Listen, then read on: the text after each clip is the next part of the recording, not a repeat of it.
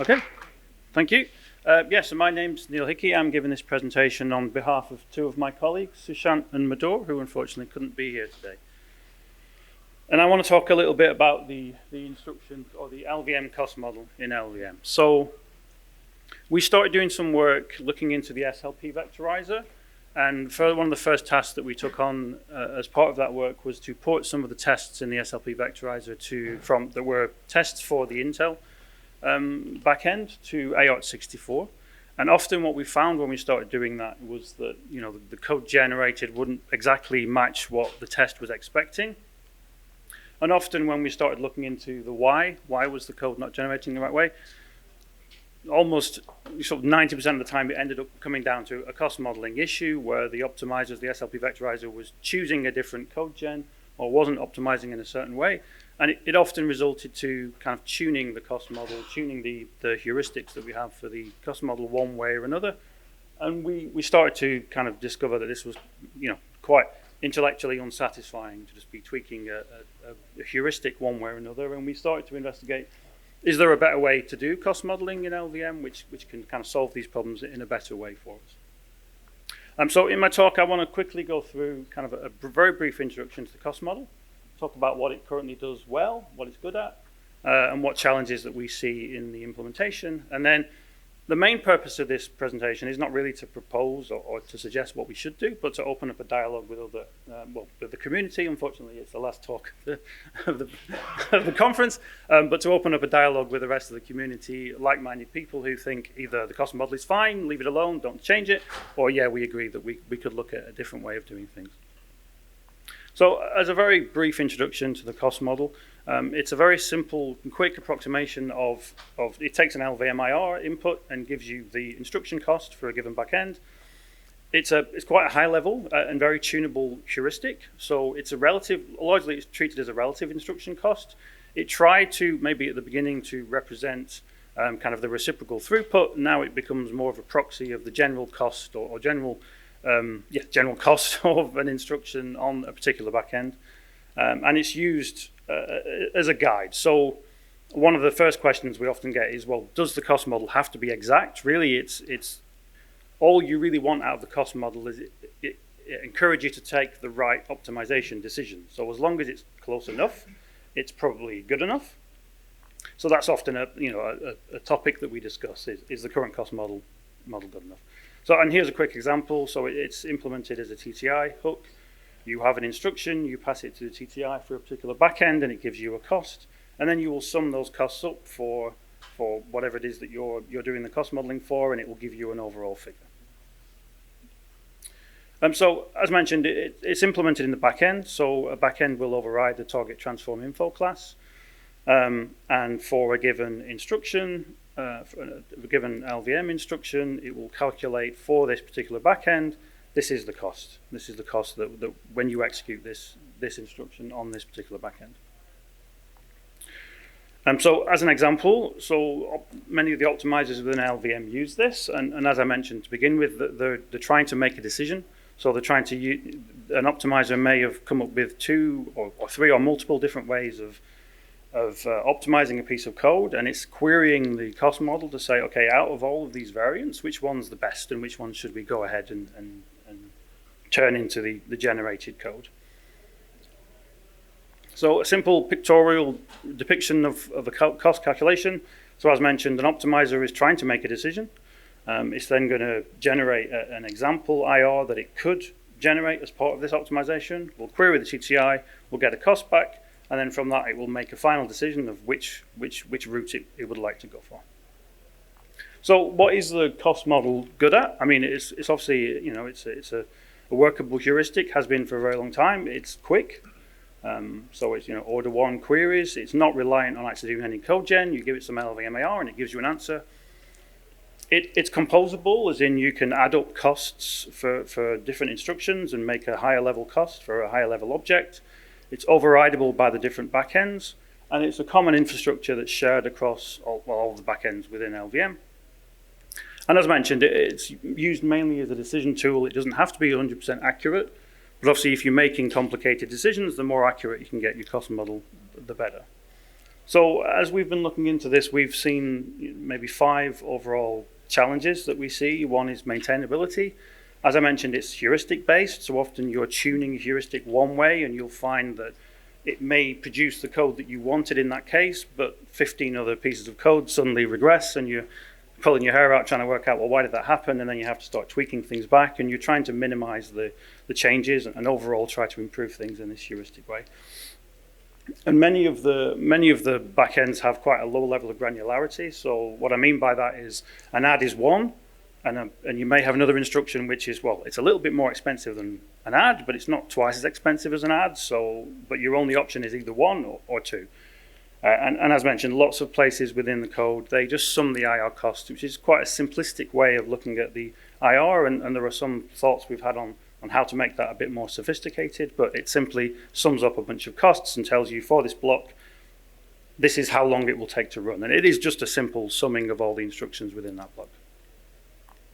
And then obviously as well, with it being at the IR level, it's not necessarily matching exactly what the hardware may produce and what the hardware may execute. So briefly discussing the problems of maintainability. So the cost model spans around 100,000 lines across LVM, and each of the optimizers that use the cost model may use it in a slightly different way. They implement their own summation logic. So the loop vectorizer makes heavy use of it. It has lots of different uses and ways of summing up different instructions. As mentioned, the SLP vectorizer has the same case. And some optimizers, such as loop vectorizer, even have 2 cost models. So there's a legacy cost model and vPlan-based cost model. And every time you're making changes, obviously, you need to keep all of these optimizers in sync in some way. And often for AArch64, there's a single backend cost model, but it could be different for different cores. So there's no real easy way of tuning it based on which core you're executing. And quite a few of the optimizers, obviously, as mentioned, they have their own summation logic. So they're all doing the same thing. They're doing it in subtly different ways, and it makes it quite difficult to maintain. It's also heuristic based. So initially, it was maybe to represent reciprocal throughput of the instruction. And over time, it's evolved to be this pure heuristic. And often this means that the cost model changes are retroactively applied and lag behind code gen improvements. So here are a few patches that I pulled out where obviously after a code gen change has been made or some hardware change has been made, many weeks or months later, someone comes in and says, oh, we've noticed that this cost is incorrect. So we're going to change this heuristic number to something else. But that is lagging the code gen improvements that are being made. As mentioned, add is 1, so these are quite low numbers with not an awful lot of granularity. And here's another example for RISC-V where they decided they wanted to implement a percentage cost-based system. So they multiplied all the figures by 100, and then they had greater granularity. But each target essentially invents its own way of scaling these integers and what do they represent ultimately. And my final point really is that it is just a sum of IR costs, and often this can result in capturing a cost that may not truly represent the true cost of the generated instruction. So here we have an example of a situation where the IR may come back with multiple different costs for the mul add and various other instructions, but the final generated assembly is quite simple. But the cost model has said, well, the add is going to take 1, the mul is going to take 1, and you add them all up together, and it might not be a true representation of exactly what your backend is able to do. So how can we improve things? We've had a few thoughts, but as I mentioned at the beginning, really this is more of an opportunity to talk to the community and see if anybody else has any ideas of whether this is a genuine problem and whether they agree with us and whether there are some ways that we could improve things. One of the first things that we thought about doing was extracting a simple JSON configuration file, which allows you to override the costs for a backend in a much more simple way. So this is a type-aware overrides for an IR instruction. You specify the IR instruction and what types it takes, and you can specify a simple cost. The purpose of this was more around, is there a more efficient way we can find to tune a whole bunch of different costs for different cores? So this could be something you could expose to some kind of ML auto-tuning like framework. Another way we thought we could maybe change this is, rather than just simply summing up the costs within a basic block, use the scheduling model that exists for some cores in LVM and try and work out the critical path for a given block. So if you're thinking about vectorizing a loop, it could be that you don't want to add up all the costs for all the individual LLVM IR instructions. You just want to take that critical path using the analysis and using the scheduling model as it exists, and just sum up the costs of whatever's on the critical path to give you that full cost at the end. And then ultimately you can return that final full critical path length as your final cost.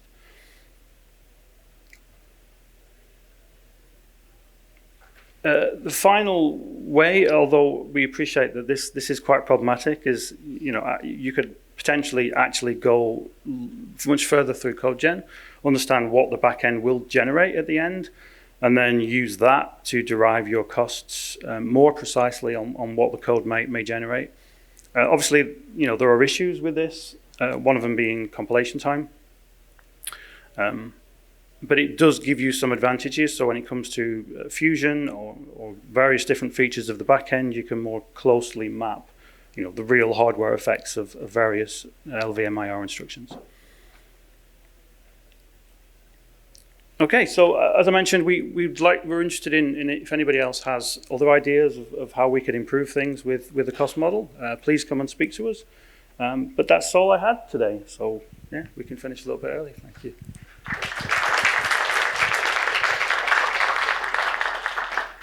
Thank you. Yeah, so have you seen, Simon Pilgrim put up a patch like a couple of years back where he essentially he was lowering stuff through the backend, but doing it as a table gen driven approach. So you would when you were building your compiler, you would generate all these tables by lowering it and then running the lowerings through LLVM MCA, and then you could generate your tables from that. Have you looked into using, trying to get that sort of approach into upstream? Well, we haven't looked into that, but I think that is a very interesting way of doing it. And yeah, we kind of keep that patch to the side and always look at it again and go, oh, maybe we should look into doing something with this. So yeah, it is something that we're interested in doing, and I think that will probably be the first step that we take.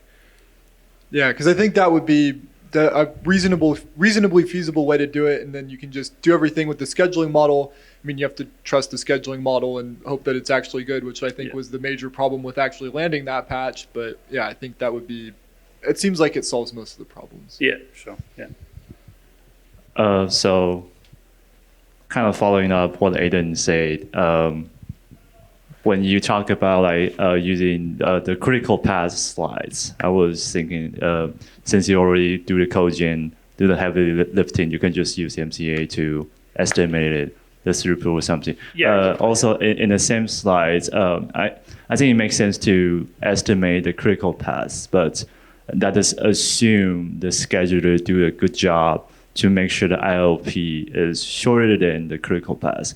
Well, that is one of the jobs. Scheduler was designed to do that, but sometimes it might not. It will just fail to do that. So in that case, the ILP will be terrible and it will be slightly longer than critical paths. Yeah. Yeah, sure. But yeah, I mean, hopefully it'll be a little bit easier, more accurate than just adding up every LVM IR instruction. But yeah, I mean, obviously it relies on the scheduler being good. Yeah. Yeah, and also regarding the CodeGen being too heavy, we actually have been circling an idea to approximate this approach, saying that you give a static mapping from an LVM IR instruction to certain potential machine instruction, and you just cost these machine instruction using, let's say, scheduling model, so that it's like a middle ground between the heavy hammer, which literally call the backend to do the ICEL, and the other end is we don't, and there's a huge semantic gap between LVM IR instruction and machine instructions. So that might be a potential way, a compromise. Cool. Yeah, no, sounds good. Yeah, we should talk later about it and Thank you. Come up with some ideas. Any further questions?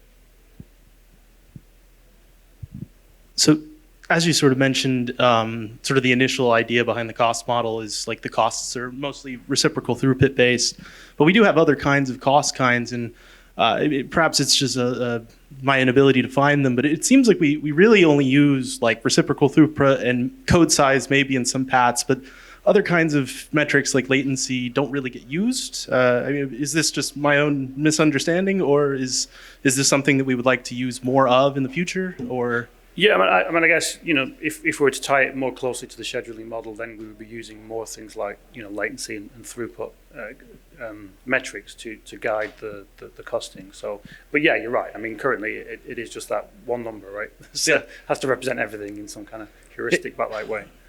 And is there any interest in making those like actually cycle accurate, or is it we're still kind of just looking at these as like numbers that we use to get the right result rather than actually representing like hardware behavior? Yeah, I mean, like I said, I think in the talk, it's there to guide a decision. So it doesn't have to be 100% accurate. It needs to be good enough. But what is good enough depends on, obviously the situation you're in. So it could be, if the scheduling model is close enough, then we can use that, and it does the job that we're looking for. Thank you. No worries. Any more questions?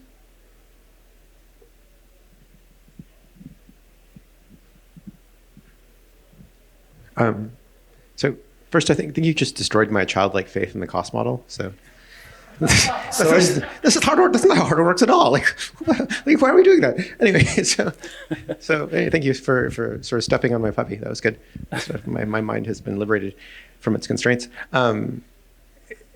It seems like a lot could be done to more closely model hardware, but yeah, I guess like I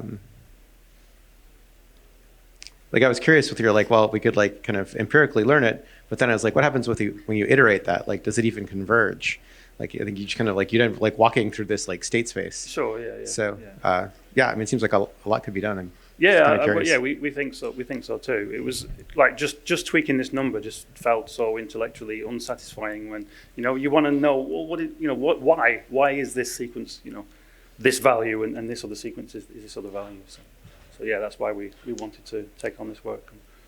I mean, do you have some ideas in terms of like nailing down like particular microarchitectural effects that it would be better to model? Sorry. So I think using the scheduling model is probably like we said the first step. So if we actually impacted based on the latency and throughput of the code, maybe that's the first step we can take to get something more accurate. But yeah, there are other. I mean, the heuristic is a proxy for all of the hardware things that could impact why you'd want to generate one instruction above another. So maybe there are more things that we need to think about as well. But yeah, we can iterate on that as we improve it. Hopefully. I mean, is this something that you could like throw? It feels like one of those things you could throw ML at, and it might produce some interesting stuff. Yeah, exactly. Yeah. I mean, I think that's why one of the comments was first expose all of these heuristics to something that can iterate it over. Maybe we want to do something a bit more complicated than just one number, but multiple features that we want to then tune. Could be a different way, but then obviously extending that JSON interpretation would be quite easy. So we could look at that as well. Because actually to change it in the code, given how spread out it is, would be quite challenging, right? To try and implement a similar sort of mechanism. So.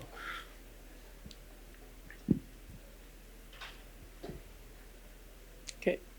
Any further questions? Okay. Otherwise, let's thank the speaker again. Thank you.